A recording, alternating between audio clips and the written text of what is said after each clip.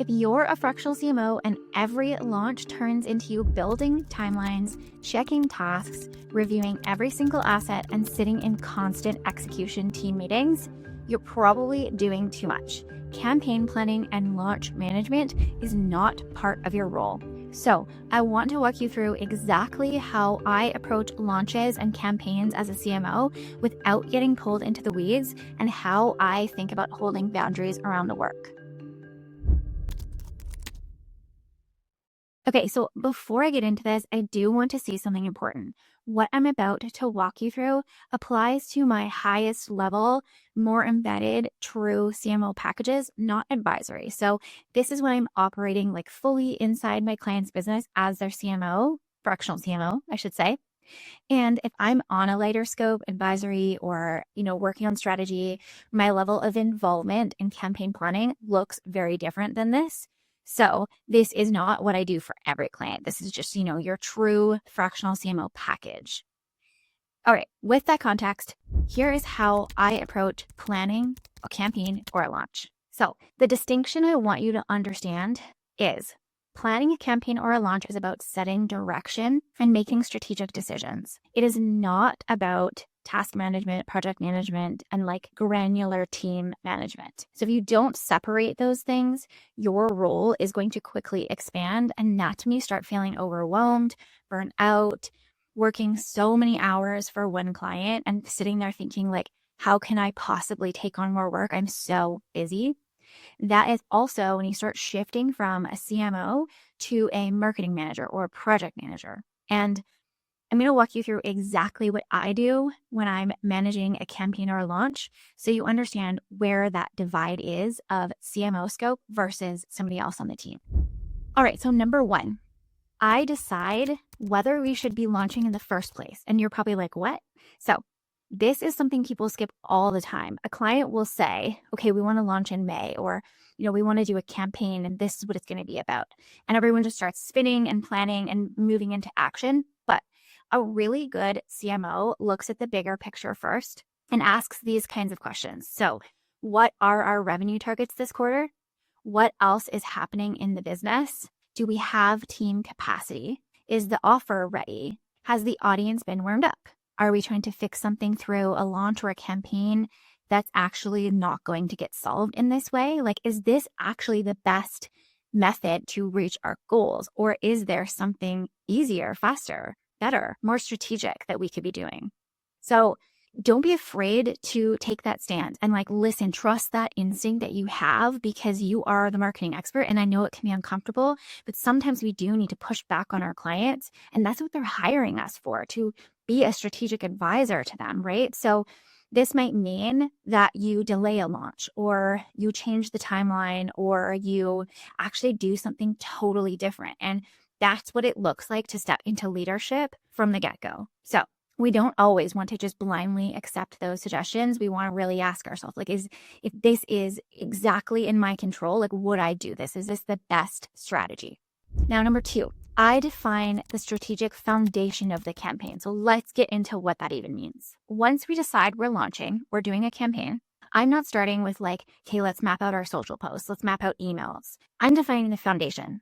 So what is this campaign actually about? Are we live launching something? Is it a limited time promotion? Is it a new offering or product? Are we doing a challenge? What are our goals first and foremost? Revenue goals, customer acquisition goals. What's the positioning here? Are we doing a bonus? Is there something that's time driven? What's the core messaging? What's our angle here? Is there a pricing play that we're doing? What kind of sense of urgency are we looking to drive here? So that way we're so clear on the narrative and really what is the overarching messaging and goals with this launch. Because if that's not solid and you just jump right into, social content, that's where things start to feel really disjointed. And often clients will skip this part too. They will just sit in one meeting and they'll spend 20, 30 minutes ideating on this stuff. And when you don't have that on paper, that is your actual strategy. When you don't have that on paper, that's where launches and campaigns can feel so messy, because nothing is pre-planned. And then you end up moving through the process and a million questions come up. It's just imagine you were building a house and you were yeah, that shape looks good. And then the person starts building it and they get to the kitchen and they're like, what kind of poles do you want? What kind of countertop? And you're like, what? Suddenly you're having to make a lot of like really fast decisions to keep the project going because you've said, we're going to move in 6 months, right? Instead of, if you had spent the time mapping out the details, getting clear on the design, then you end up not only having to make fast decisions that might not be the right decisions, but you also get to think through all of the pieces as a cohesive picture. So maybe instead of overspending on your bathroom fixtures, you have more room to splurge on the flooring that you want, right? Because you have actually thought through all of the details and you're looking at the bigger picture. So again, we are setting the campaign direction. We're not outlining every asset. So number 3, I connect the campaign to real business goals. So when we were first talking about, is this the right thing to do? Every campaign needs a really clear objective. So we need to understand, if we're doing a campaign, what does success look like? Are we trying to hit a revenue number? Are we trying to improve cash flow, test a new positioning angle, increase average order value, improve conversion? Are we trying to grow our email subscriber list? Like, what is the number one metric that matters the most? Like, at the end of the day, if nothing else happened, this one metric would signal success for us. So if we're not clear on that, it makes it really tough to build out a strategy. And often there will be clients or teams who are talking about multiple goals. It's really good to define your primary objective. Like, again, if nothing else happens and this one thing is what we achieve, are we going to be happy? Because then that allows you to say, okay, secondary metrics are this, and this. And, those things may be important, but they're less important than this number one thing happening. So I also want to make sure too that everyone understands what the campaign objectives are, because when we get into the next part, which is channel strategy, you want to make sure your teams are clear on what success looks like and what part they play in hitting that goal. All right, so number 4, I map high-level channel strategy, not daily execution. So this is where I see a lot of CMOs overstep. And what I want to talk about is what we do. So I will be deciding, what role does each channel play? So are we going to use paid for this campaign? Are we wanting to do email? Are we wanting to maybe play and test some Pinterest ads? What's going to happen on the website? I'm essentially looking at the channel and saying, like, does this channel belong here? And what is the overarching goal of this channel? Or what is this channel responsible for within this campaign? So I might set high-level messaging direction. Well, I will be doing that, of course, in the broader campaign plan. That was step 2. I will be setting that direction, but I also might drop in to the channel and say, hey, okay, email, what I really want to see is these 3 distinct things going on. And so I'll give you an example of that. If we're doing a live launch, I'm going to talk to them and say, we definitely want really strong show up emails. We want really strong, let's say, a sales flow that kicks off right after we pitch on day 4. Like, I'm going to be giving high level direction. I might provide some examples of things I've done in the past or liked from past campaigns that I've done with clients or seen out in the wild. But I am not sitting there mapping out, here's email 1, here's email 2, here's email 3. We're not doing that. Like, that is just way too granular for a big launch campaign. Now, I want to do a little asterisk here, because there are instances where it's a smaller campaign. And I'll give you an example. So I have a client who I'm working with on an advisory capacity, and we wanted to do a re-engagement campaign. And it was essentially like, how do we re-engage her list? How do we pull back some members that she had lost and try to get them to sign up again? And that campaign was a singular channel. It was just email. The goal, the messaging, etc., was all very simple. So we worked together on an advisory call to map out what's the number of emails, what's the key messaging of each email, and then rough content ideas for each. Now, the reason I went to that depth with that client, there was 2 reasons. One is because that campaign is simple, where we're just executing on one channel and there's really one straightforward goal. Number 2 is because they don't actually have the talent on their team who is an expert in email that actually knows how to bring that to life. So Switching back to broader campaigns, we are working on a bigger multi-channel giant live launch with, maybe paid and all of your different organic channels. Usually, again, if you're working with the right kind of client, they do have a team of channel experts, people who actually deeply know the channel that they're working on or lightly know it. They've been running this channel and they should be able to map out that detailed plan. So again, I will give them high-level messaging direction, cadence potentially of things I want to see, or even weekly themes for messaging. Any kind of notes that I think are really important, like, hey, I really want to make sure we've got a countdown timer on an email, whatever, something like that, right? Anything that's like really important to me. And then I'm expecting the channel experts to go away and come back to me with their plan and say, hey, this is what I'm thinking for social media. This is what I'm thinking for email. Here's my thoughts for website. We're going to swap out this banner, this, like they get into the granular details and the nitty gritty. And my job is to look at all that and make sure there's alignment across channels from a timing perspective, a messaging perspective, and that everything just feels cohesive. Because if you think about it, it's so easy as the internal team to go away and work on something and then come back and put it all out into the wild. And the average customer is experiencing things in various touch points, right? Like they're reading an email, they're seeing something on social, they're being hit with a paid ad.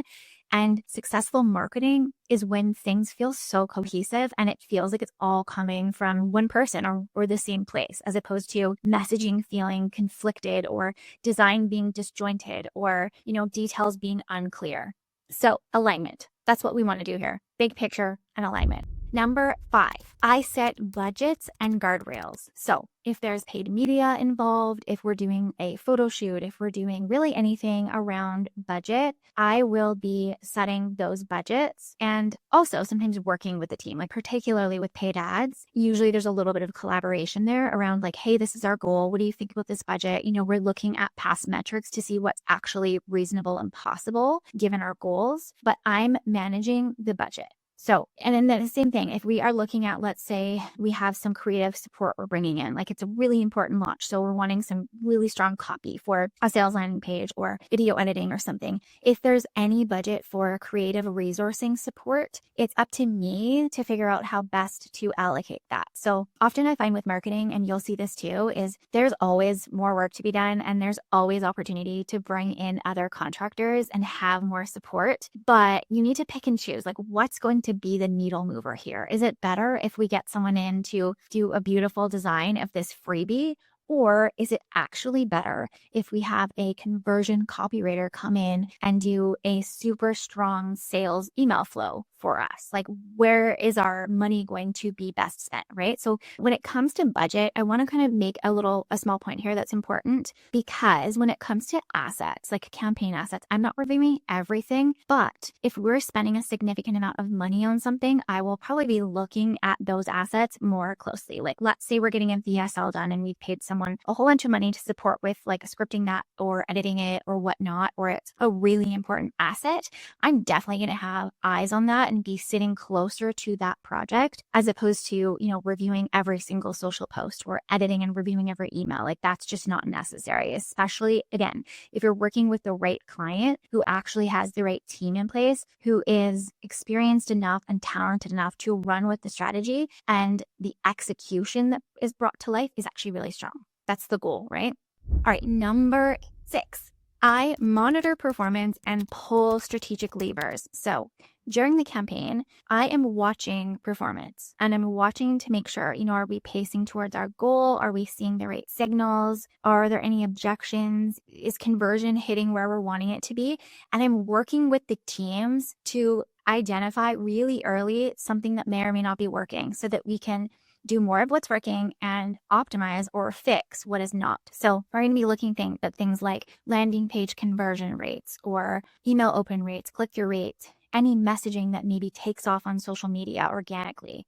So what we're doing with that, I want to be really clear here because I'm not the one in the back end of any of these tools, pulling numbers, pulling analytics, looking at, the back end of Google. I'm asking my team for all of the information that I need. And I'm also asking them to do an analysis and tell me like, hey, what are you seeing that's working? What are you seeing that's not working? What are we going to do about it? And of course, I'm coming in with that bigger picture view, usually more experienced, so I can ask some additional questions, make suggestions on what we might want to do. Sometimes I will also point out or pinpoint things that they may have not, noticed, right?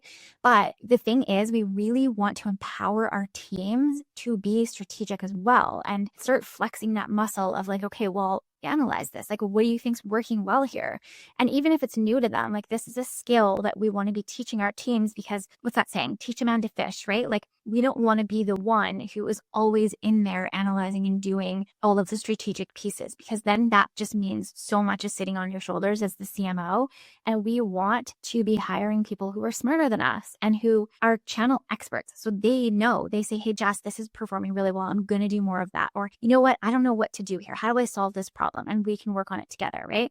So I am often asking things like, okay, what should we adjust here? Is there any messaging shifts we want to be making? Any shifts to budget? And often I will kind of pre-launch have a few levers in my back pocket because we all know if we've done a launch or a marketing campaign, sometimes it goes to plan and sometimes it doesn't. And so I am just a big believer of I would rather plan for the worst. And if things work out, great. And I'm not meaning like do a whole bunch of work and have assets ready and stuff, but I just mean have some strategies in your back pocket. Talk as a team. Like, okay, if XYZ happens or if we're not hitting our goal, what are we going to do? What are some things we can quickly put into action that will help push things over the finish line or kind of move the needle in the right direction. That way you're also like pre-setting expectations for the team and agencies where it doesn't become this like crazy last minute stressful swirl during a launch. You're already acknowledging the truths and the reality of like, hey, launches don't always go to plan. If anything, like they rarely do. So when we get to a point where things aren't performing, how do we make sure we're prepared and we know exactly what levers we're going to, pull? So calm, strategic. We're really looking at like the levers, the really high level performance. We're not project managing. We're not getting into the weeds. Now, I want to be really explicit here and talk about what I do not do as a CMO. And I want to be so clear here because I think there's just so much of people kind of overstepping into areas that they don't need to be doing when they're doing campaigns and launches. So I am not building out a detailed project plan. So if I say, okay, let's build this funnel, I'm not mapping out like copy, round 1 of copy, round 2 of copy, okay, copy approved, now design landing page, now review. No. That's project management work. So we are not breaking down every single task and who's owning it and when it needs to be done. We're not assigning deliverables in Asana. We are not chasing deadlines. We are not sitting in daily execution stand-ups. And we're not QAing every asset. We might QA some important assets. Like if I'm doing ads, for example, and there's a $100,000 ad spend or more. Or again, if we're redoing a landing page for something really important, of course I'm going to have eyes on that. But like I'm not reading through and editing every email of the launch. I'm not looking at every social caption and post. We want to be strategic with what we are looking at because not everything matters, just the most important assets, right? Also, I am not managing the team daily. I want to be really clear there because I think that that's a boundary that gets crossed a lot. We are not managing copywriters, designers, our marketing execution team. Usually, especially with these big clients, there's either a marketing manager or a marketing project manager, or these team members and agencies are experienced enough to be self-sufficient and run with the tasks, and they bring them to you and say, hey, this thing's done, that thing's done, and we don't want to get into a place where we are babysitting the team. That's just going to take so much of your time. And if you're doing that, you're project managing, you've stepped out of the CMO seat into project management, marketing management, and that is not what we want to do.